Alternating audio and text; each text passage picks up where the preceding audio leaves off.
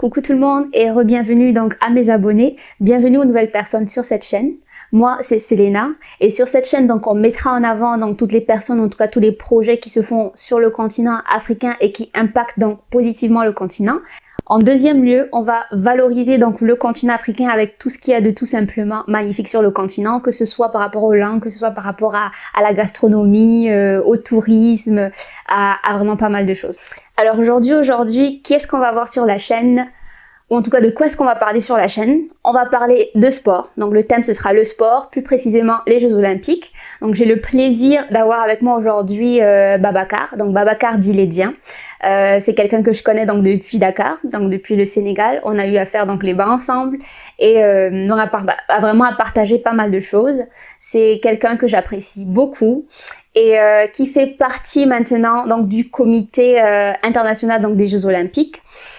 Et plus précisément tout ce qui est lié donc aux Jeux Olympiques de la jeunesse. Donc juste une petite information, donc les Jeux Olympiques de la jeunesse étaient censés avoir lieu en tout cas à Dakar au Sénégal en 2022, mais à cause de la pandémie de la Covid-19, il y a eu des changements. Si le sport est un sujet qui vous passionne, si vous aimeriez savoir un peu plus sur les Jeux Olympiques de la jeunesse, donc je vous invite à rester connecté, à regarder la vidéo jusqu'à la fin et bien sûr à liker, à partager et surtout activez la cloche de notification et abonnez-vous à la chaîne.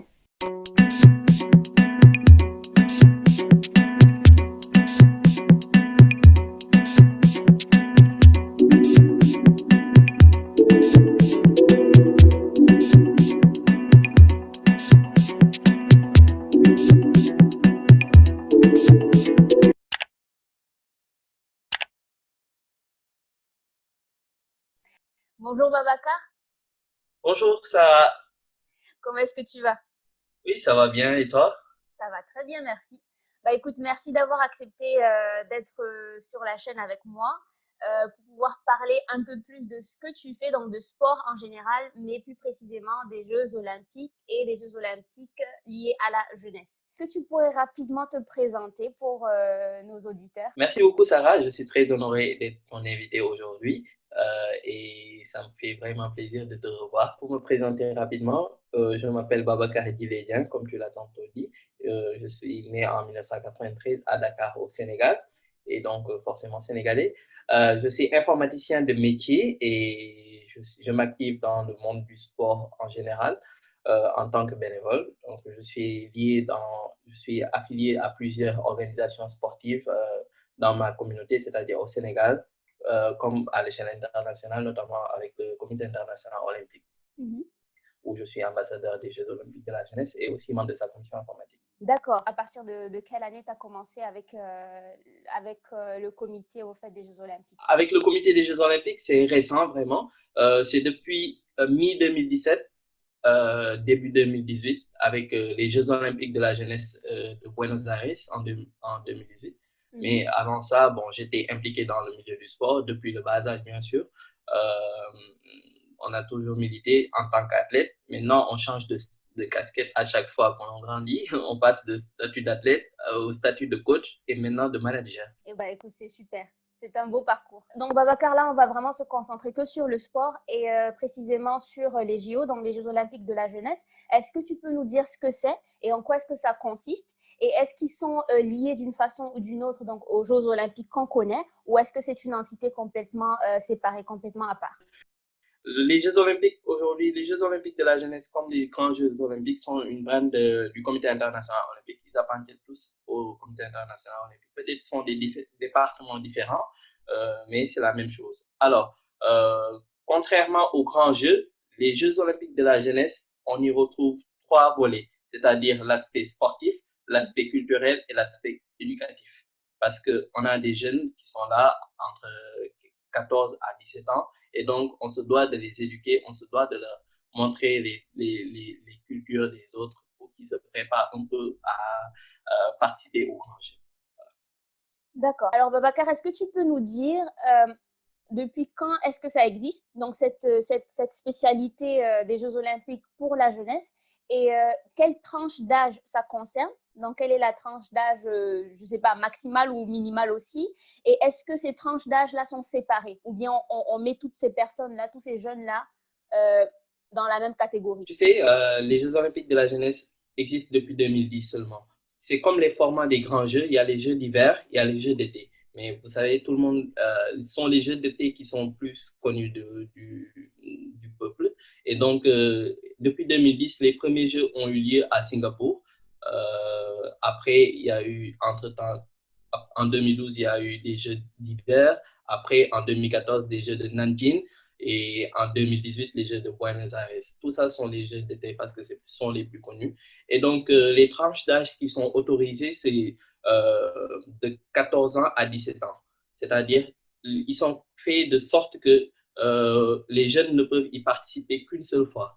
Parce que supposons un jeune qui a 14 ans qui y participe, 4 ans plus tard, il aura 18 ans. Oui. Du coup, il ne pourra pas participer. Vous voyez un peu, c'est comme ça que ça se passe. Après, il y a eu des exceptions quand même. Par exemple, pour ceux qui font de la gymnastique, l'âge peut descendre jusqu'à 10 ans. Vous voyez un peu 10 ans jusqu'à 17 ans. Mais personne ne dépasse 17 ans. Voilà. D'accord. C'est vrai que les Jeux olympiques, en général, c'est tous les 4 ans. Donc, clairement, c'est vrai que du coup, tu as un tel âge et puis tu vas passer, en tout cas, tu vas pouvoir compétir encore ou concourir, on dit, 4 ans après. Donc, j'avoue qu'on peut vite passer on peut participer qu'une seule fois. C'est pas faux. Exactement. Ouais. Mais bon, on ne parle pas des grands jeux, on parle des jeux de la jeunesse. Mais pour les grands jeux, tu peux avoir 10 ans et participer. Par exemple, en gymnastique, tu peux participer avec 10 ans dans les grands jeux.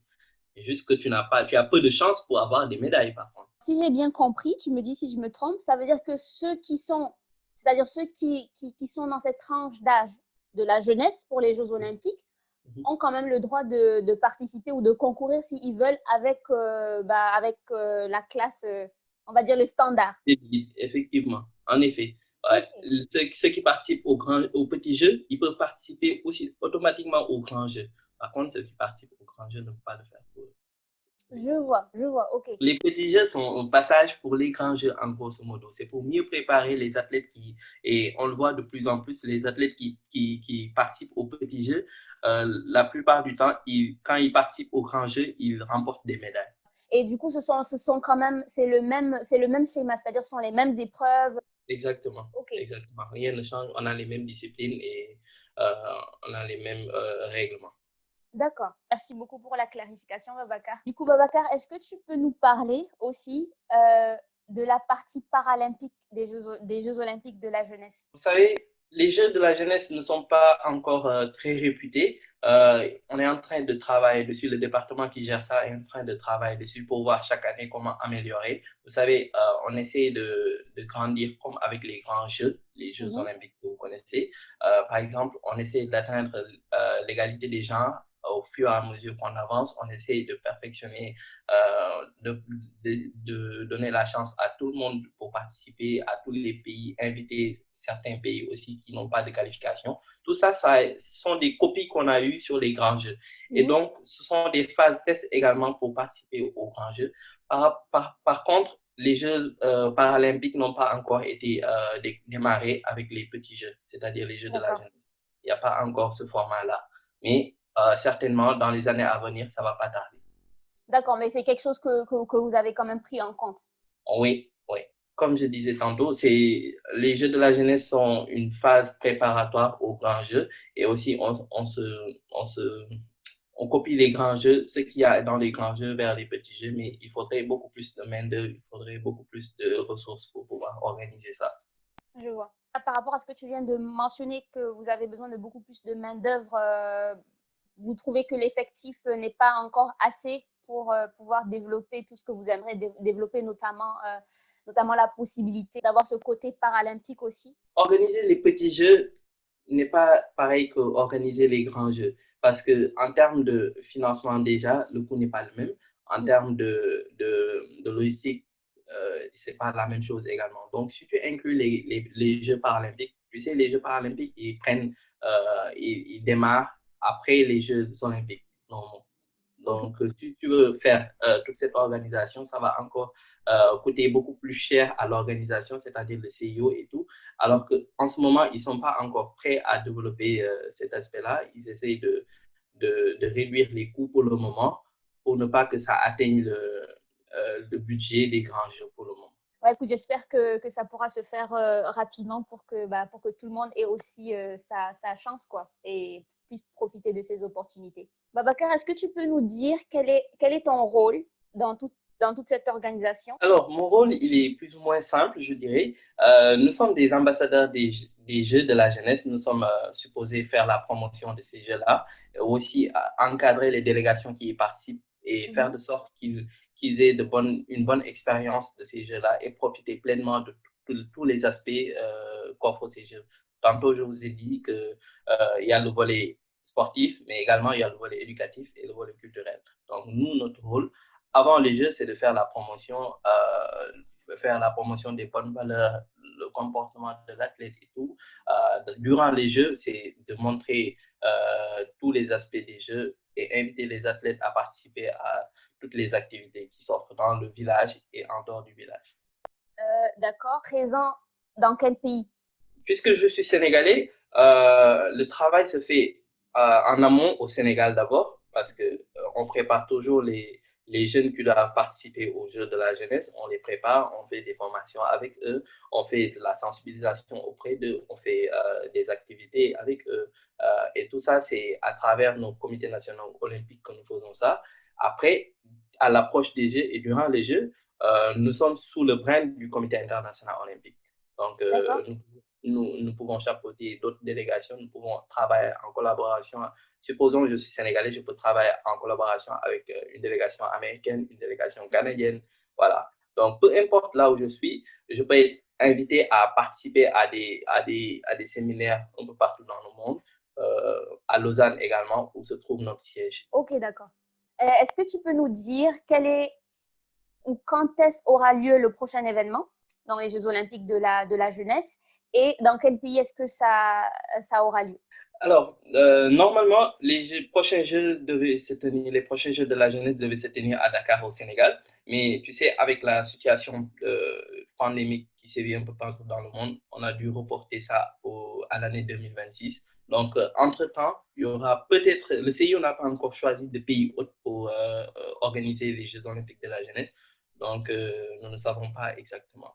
Du coup, même si ça a été reporté, ils vont pas garder le même pays. Ben, Dakar a pris maintenant 2026 au lieu de 2022 Ok. pour les Jeux. Ah oui, ça retarde. Voilà, donc on a retardé de 4 ans. Maintenant, la question est, est-ce qu'on va organiser des Jeux en 2022? Est-ce qu'un pays pourra abriter des Jeux en 2022? Parce que vous savez, les Jeux doivent se tenir chaque 4 ans et Mhm. les derniers Jeux d'été se sont tenus en 2018. Normalement, il devrait y avoir des Jeux en 2022. Et puisque Oui. Dakar a repoussé jusqu'en 2026, est-ce qu'il y aura un pays qui aura les facilities et qui aura les infrastructures pour pouvoir accueillir? Ah, le problème, c'est qu'il y a déjà, je veux dire, les Jeux olympiques qui étaient censés avoir lieu déjà à Tokyo, là, ça a pris un Oui. sacré coup. Et tu te dis que niveau, enfin, ce qu'ils ont investi dedans, c'est quand même assez énorme. Il n'y a pas eu de retour. Et en même temps, tu te dis aussi pour les athlètes, donc ceux qui participent à ça, si tu dois prendre, tu vois ce que je veux dire, genre 4 ans plus Ouais, 4 ans ouais, encore, c'est un ouais, peu, ça fait beaucoup. ouais, C'est pas c'est rien, beau, quoi. C'est pas ça fait rien. beau. En effet. Ouais. En effet. D'accord. Bon. Bah écoute, j'espère que moi j'ai hâte de venir. J'ai hâte qu'on me dise que c'est officiel, que ça va. Enfin, quand ce sera à Dakar, écoute, je serai là. Ouais. Bon, je l'espère aussi pour toi. Et tout le monde sera au pays. Ouais, ne t'en Ah fais pas. oui, ah On oui. fera un appel à candidature pour que tout le monde revienne sur Bah place. écoute, on va faire ça. On va faire ça. C'est aussi le but, hein, comme ça aussi, pour un peu inviter justement ceux à qui ça pourrait intéresser bah, de s'approcher de vous tout simplement pour avoir plus ample information. Je dirais malheureusement avec ce qui se passe avec la pandémie, ça se reporte, mais du coup, il y a le temps de vraiment préparer tout ça comme il se doit, quoi. Donc, En effet. En pourquoi pas. effet. OK. En effet. Parle-nous un peu des infrastructures. quelles sont les infrastructures nécessaires pour pouvoir mettre en place un tel événement ou bien de tels événements? Par rapport aux Jeux de la jeunesse, ça ne demande pas vraiment une restructuration du plan d'un pays et tout. Peut-être ça demande un peu de nouvelles infrastructures comme la construction de stades ou bien de terrains de jeu s'il n'y en avait pas.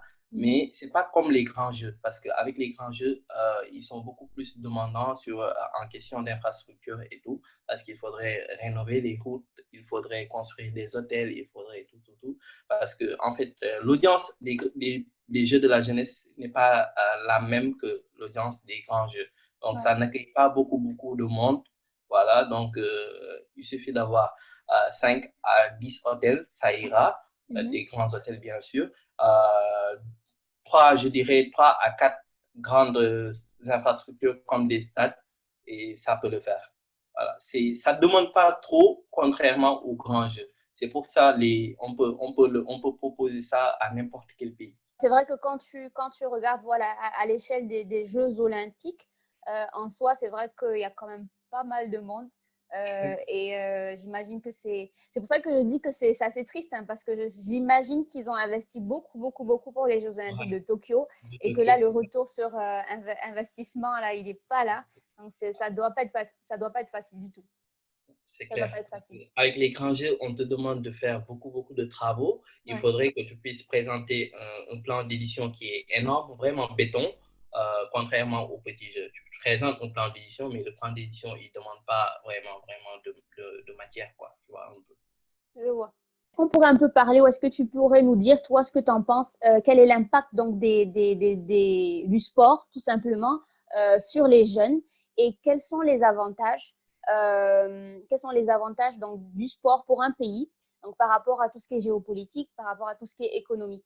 Alors, l'impact des jeux du sport chez les jeunes, déjà, si la politique sportive est bonne, elle est censée éduquer les jeunes convenablement, qu'ils aient de bonnes valeurs à développer chez eux, au sein de la société, à l'école, un peu partout où ils évoluent. Donc, nous aurons des citoyens modèles à travers le sport. Je te donne juste un exemple. Avec le judo, on t'apprend déjà le respect de ton adversaire, on t'apprend euh, le fair play, on t'apprend la persévérance. Toutes ces Oui. valeurs-là, imagine si tu implémentes ça dans la vie sociale, implémentes ça dans tes études, tu vois, Mhm. c'est une plus-value pour la personne. Donc, la première valeur, c'est d'éduquer les jeunes. Ensuite, euh, bon, je dirais la première valeur, la première des impacts, ce serait d'apporter une bonne santé chez la personne. Après, Ouais, l'éducation. ouais, oui. Voilà. Donc, je sais pas c'est à toi de voir entre l'éducation et la bonne santé, qu'est-ce Non, qui mais c'est vient vrai pour que toi? clairement, le sport a un impact sur la santé. Je pense que je commencerai par la santé. Je pense que tout Oh, commence par la santé à un moment donné, si tu vois ce que je veux dire. exactement. Donc, clairement, la Exactement. santé avant. Exactement. Bon, ça dépend de celui qui parle. En fait, tu peux être fébrile et commencer à apprendre d'abord le comportement. Ensuite, tu découvriras l'aspect Oui, sanitaire. oui. Après, bon, à travers le sport, mais je sais que ces deux aspects-là, ils sont très reflétés chez une personne qui pratique du sport. Mhm. Après, il y a d'autres aspects relatifs aux SDG, aux objectifs de développement durable que vous pouvez observer chaque année maintenant. On on sensibilise les jeunes, on fait des citoyens modèles à travers le sport. C'est vrai que le sport a tendance à quand même, je sais pas moi, regrouper, Ensemble. réunir, c'est pas, ouais, rassembler. C'est quand même important, clairement, avec tout ce qu'on voit, pas seulement les Jeux Olympiques, mais tous les autres événements, notamment avec le football, le basket, enfin, toutes les autres disciplines aussi, c'est quand même assez important.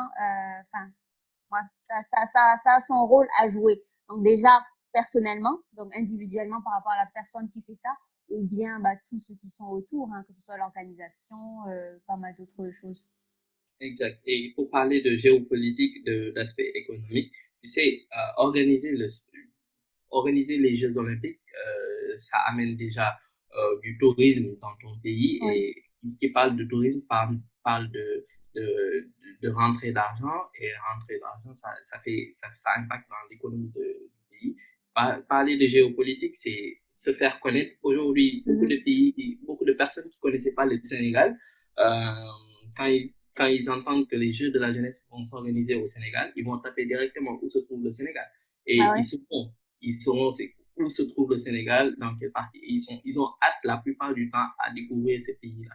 Tu vois, ça te ramène du tourisme et ça te fait de nouvelles infrastructures aussi. Donc, tu pourras avoir de nouvelles choses. Tu pourras développer ta politique, par exemple, sportive dans ton pays avec Mhm. l'organisation des Jeux. Donc, tout ça sont des avantages que les Jeux apportent dans un pays. Bah oui, clairement. Clairement, moi, je trouve ça a plus de côté positif, hein, clairement. Ça a vraiment plus ce côté positif, oui.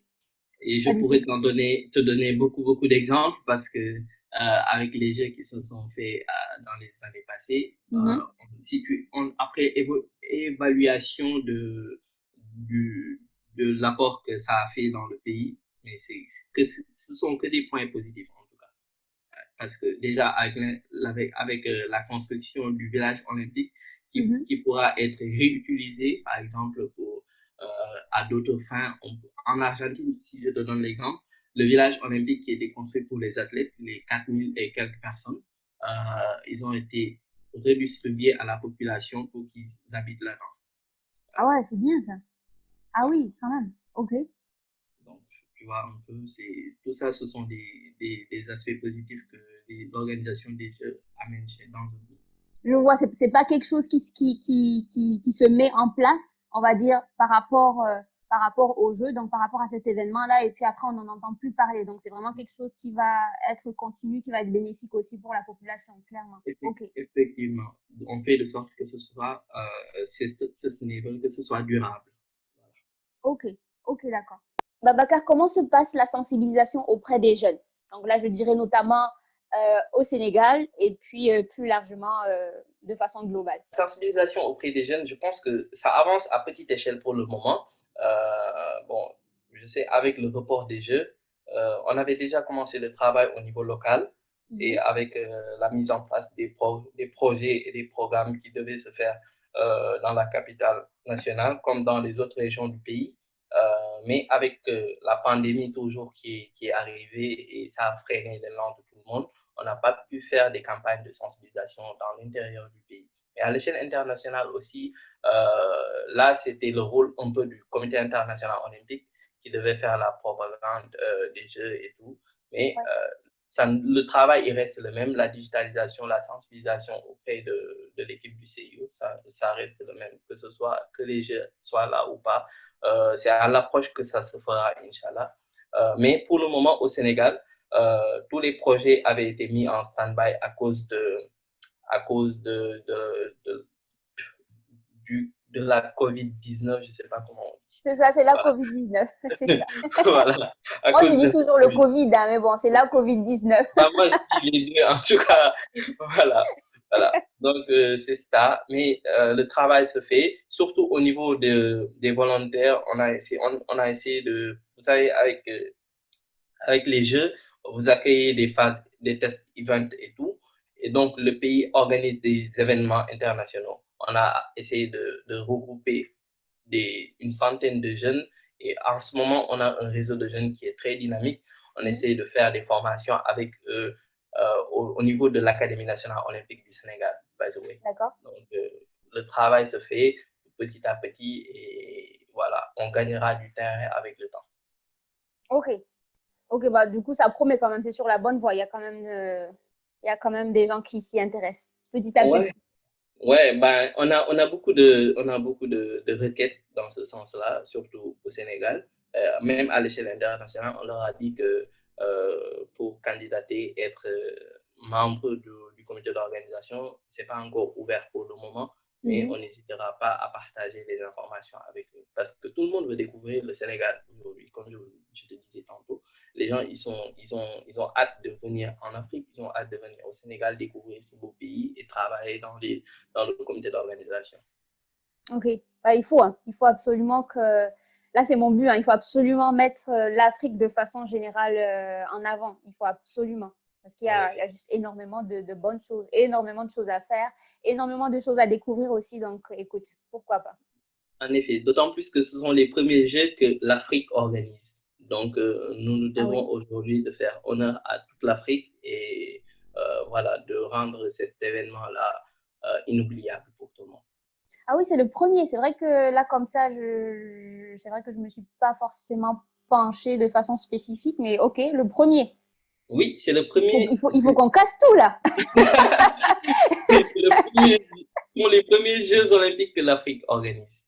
Donc l'Afrique n'a jamais organisé de Jeux olympiques internationaux. Ok.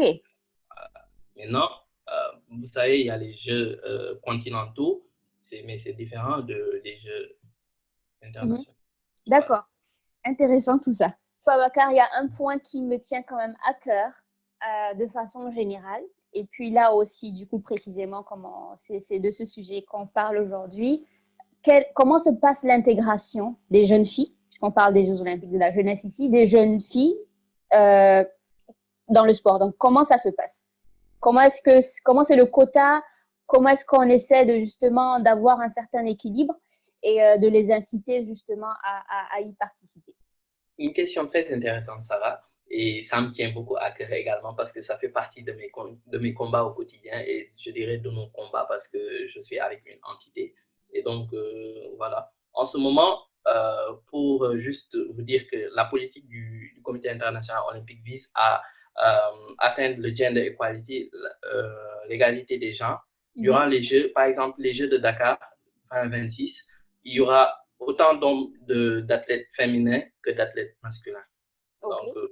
juste pour vous dire qu'on essaye de sensibiliser sur la participation de la gente féminine dans le sport. Sur le côté administratif, c'est-à-dire le management du sport, on essaie également de promouvoir de plus en plus les dames à prendre les instances sportives, à adhérer aux instances sportives et Mhm.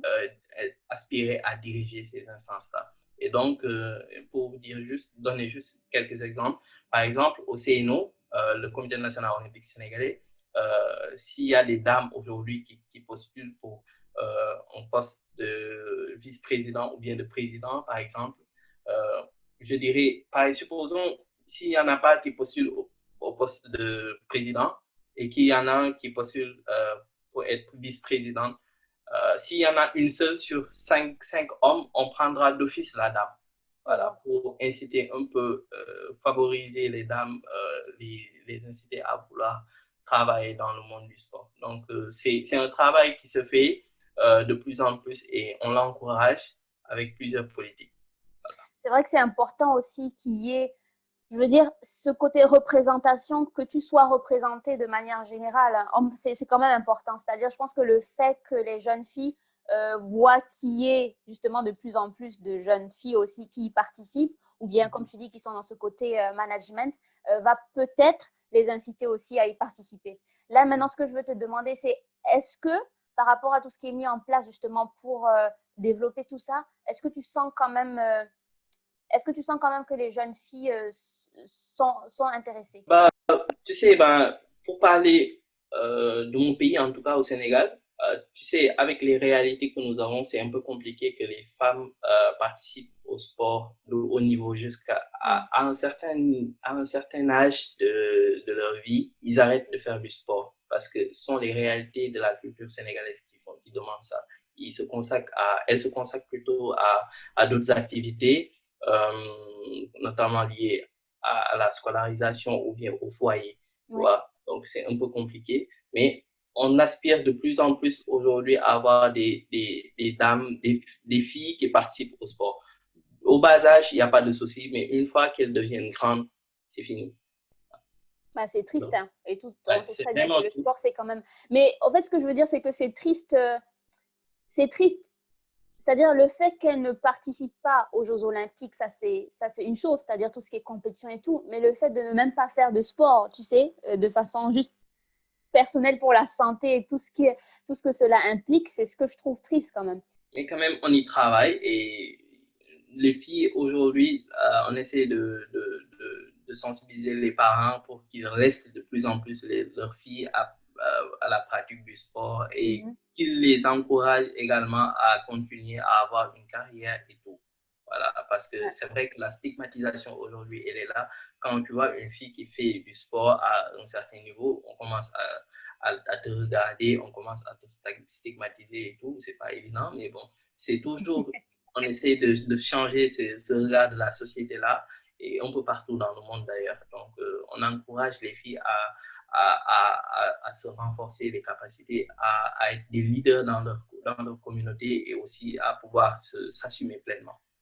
Ah bah oui, c'est très important et j'avoue que sur ce côté-là, il y a quand même beaucoup de choses à faire, mais écoute, on va y arriver petit à petit. De notre côté, on va y arriver. Ça va le faire, j'y crois. Écoute, Babacar, on est presque à la fin. On est presque à la fin, donc moi j'aimerais quand même te remercier d'avoir accepté de partager tout ça avec nous. Donc le but encore une fois, c'était d'en parler et de sensibiliser pardon, par la même occasion. Et voilà.